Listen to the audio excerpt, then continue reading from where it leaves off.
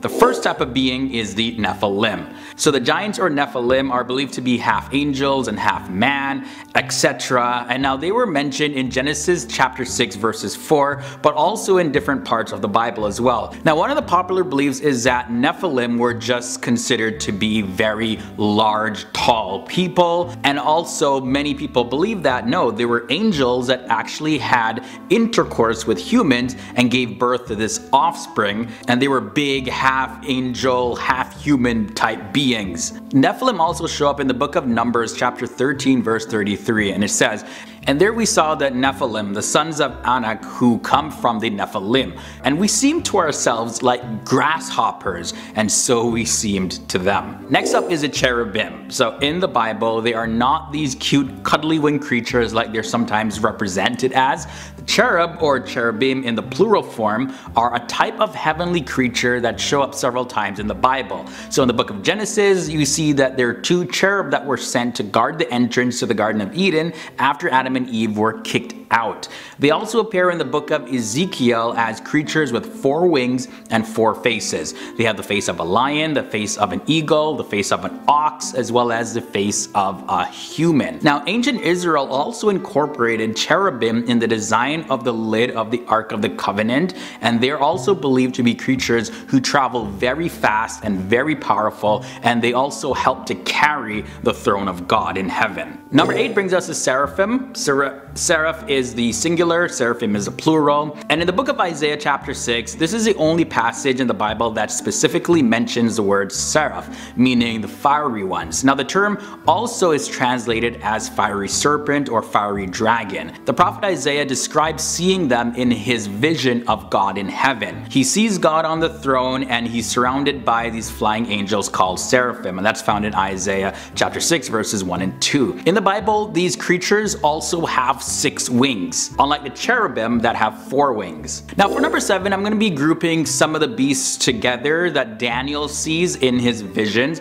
So like the book of Revelation, the book of Daniel is made up largely of visions that are meant to symbolize real world events. And in one of these visions recorded in the book of Daniel, the prophet Daniel sees 4 creatures. Now one is like a lion with eagle's wings, one of them is a bear-like creature, and the other one looks like a leopard with 4 wings and 4 heads, and then the final one is like a dragon with iron teeth and 10 horns, and this creature goes around to destroy the whole earth. Now the creatures in this vision have been interpreted to also symbolize different world empires like the Babylon, the Medes and the Persians, as well as the Greeks and the Romans. There's a whole world of belief surrounding these creatures, but yeah, I'll probably save that for another episode. Let's move on now to number 6, where we see Behemoth. In the book of Job, one of the Bible's oldest book, this book is actually believed to be written before the book of Genesis, the Behemoth is mentioned, and it's described as a gigantic,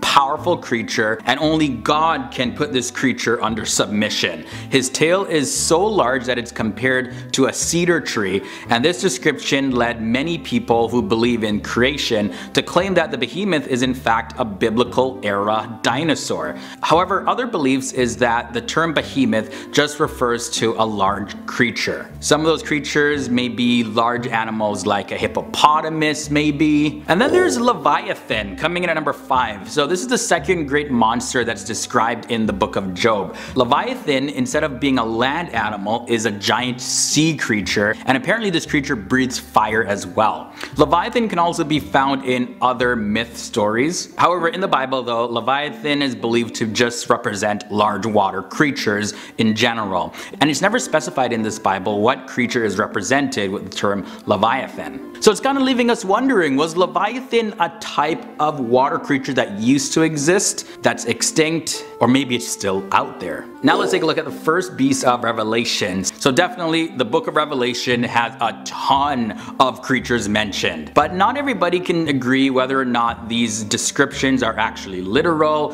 of future events, past events, or whatever they stand for. No biblical scholar fully agrees on what this actually means. Nevertheless, we have the term the first beast of Revelation, and it's called that because it's mentioned first, and it's a monster with 7 heads and 10 horns, and it rises up out of the ocean, and it also has the feet of a bear, the mouth of a lion, and it looks like a leopard. And depending on the theologian or the Bible scholar that has interpreted this symbol, you may get them saying that this represents the papacy or the 1st century Roman Emperor Nero, among other interpretations. And then if there's the first beast, then there's the second beast of Revelation. Now this beast rises up out of the earth, unlike the first beast that comes up out of the ocean. And now it has 2 horns and speaks like a dragon. And this beast performs false miracles that encourage people to actually go and worship the first beast. And it also allows the first beast to kill anyone who doesn't worship it.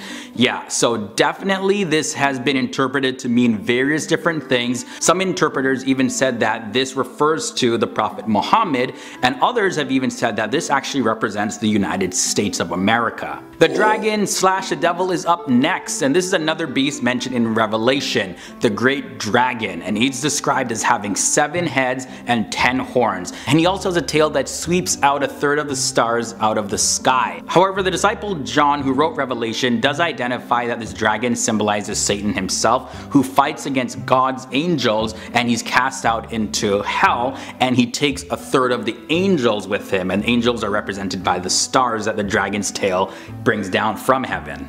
In the Bible, the devil is also referred to as Satan, and he's depicted as an angel who once lived in heaven and rebelled against God. He got very prideful and was like, I'm gonna rise up, I'm gonna be the boss, I'm gonna do it better than God. And God was like, nah.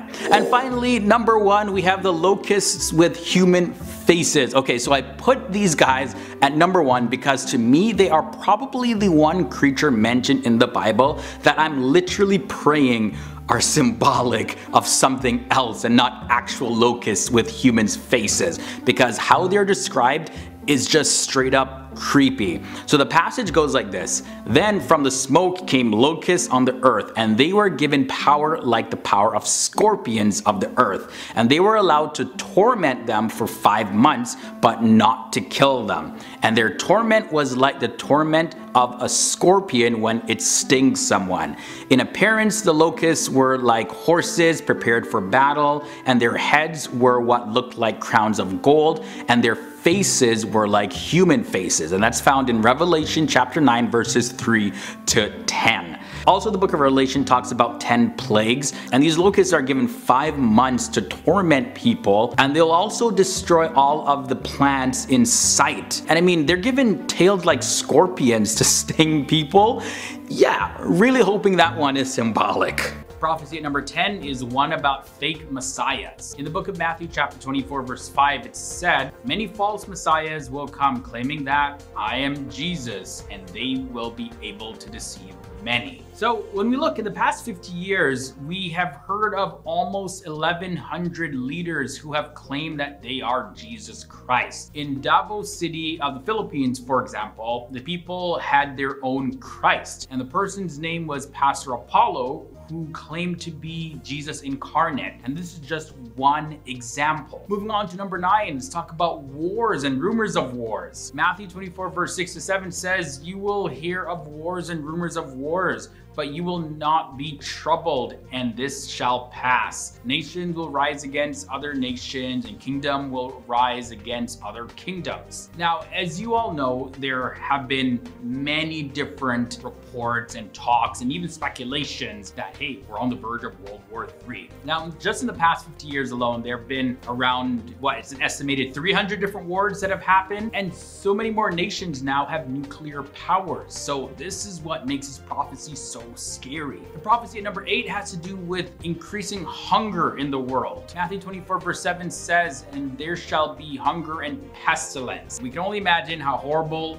this would be. You know, no one likes feeling hungry and not knowing where their next meal is gonna come from. It's reported that over the next 20 years, almost 90% of the babies born will be born in countries with very little ability to be fed, like how a lot of us experience being fed. There's just so much abundance of food everywhere, and a lot of times it's taken for granted. But from there we move on to number 7, earthquakes. This prophecy is very scary. You know, in Matthew 24 verse 7 says, and there will be earthquakes in various places. So take a look at this. The prophecy also says that there will be a huge earthquake that will take place place on the day of judgment, and that it will shake the earth so badly that everything is going to be destroyed. There have been surveys in the last few years that say that the ratio of earthquakes has increased enormously. There have been more earthquakes in the last 20 years than there have been in the last 100 years. Whoa. Incurable sicknesses comes in at number 6. This prophecy found in Matthew says, and there will be pestilence. Now it is, I guess, one of the scariest signs of Judgment Day. You know, we recently just went through a global pandemic that caused a huge amount of terror to fill the hearts of people all around the world. Now on top of that, the prophecy says that this would be so bad that the whole world will come to a stop. So it has many people thinking, are we on the verge of something like this happening? Halfway to number 5, hate for Christians. This one is also found in Matthew. And by the way, a lot of these prophecies are going to be taken from the book of Matthew, and perhaps in another future episode, we'll elaborate more into other prophecies mentioned in the Bible. But this passage also taken from Matthew says, then they will deliver you up to tribulation and kill you, and you will be hated by all other nations for my name's sake. So the prophecy says that those really who follow Jesus will be hated, and this will be a test for them. As evidence, many people who profess to be followers of Jesus can sometimes be accused of hate speech. So you can see that this prophecy says that those who follow Jesus will be hated. And this will be a great test for those people. And a lot of people see that there's evidence for this, you know, because many people who profess to be followers of Jesus can sometimes be accused of hate speech just for voicing their faith. And there are chances that your video or your account on social media could be censored or completely banned, all because you profess to be Christian, you know. Now, moving on to number 4, hate will be common. Matthew 24:10 claims that many will be offended and will betray each other. Now, this verse pretty much makes it clear that people will be full of hatred, and selfishness and hate will be very common. No one will be sincere with other people. And some people look to today's society saying that people are actually spreading more hate. Today's generation, they say, is overly sensitive and can be very hateful towards people. So people fear that this could get even worse. Now, the prophecy number 3 is no love for believers. Let's look at this a little bit more. The book of Matthew 24 verse 12 says, and because lawlessness will abound, the love of many will grow cold. So not even just there being no love for believers, but no love for people in general. According to this prophecy, people will not be respectable anymore in society. With every passing day, the world seems to be getting darker. Many people believe that progressive Christianity is actually embracing sin and promoting sin. And the Bible defines sin as breaking or transgressing the law. So if any ideology promotes transgressing or breaking the law, then it's just another fulfillment of this prophecy. Just imagine living in a world with no law. All right, moving on to the prophecy at number 2, quick or gradual end. Matthew 24 verses 14 says, the gospel of the kingdom will be preached all over the world as a witness to all nations. Then this will come to an end. It means that all the technology and everything that we see here in this world, everything's just gonna come to an end. And all these advancements and everything that is achieved will just halt when everybody hears the gospel. So what's scary about this is that, is it the specific moment right after the gospel is preached to the whole world and everyone hears it, then the end will come right then? Or could it mean sometime after the gospel is preached that the end will come? So not necessarily immediately after. No one really knows when that time is going to be. And finally, at number 1, this one kind of piggybacks off of the prophecy at number 2, the lesson from the fig tree. Jesus had said that his return is going to be near to the time of Judgment Day, and you can look to the fig tree. So in Matthew 24 verses 32 to 33, it says this, from the fig tree learn its lesson. As soon as its branch becomes tender and puts out its leaves, you know that summer is near. And from this verse, Jesus is simply using the budding of the fig tree to illustrate a point about his second coming and the end of the world. It is interpreted by most Christians to mean that just like when spring comes and trees put out new leaves, we know that summer is not far off. And in the same way, we should know that Jesus' return and the end is near, because you can actually see physical signs that it's getting closer. Now, this could give give someone the sense that the end is creeping up on them like a beast hiding in the shadows. In any case, according to the Bible, only God knows the exact time.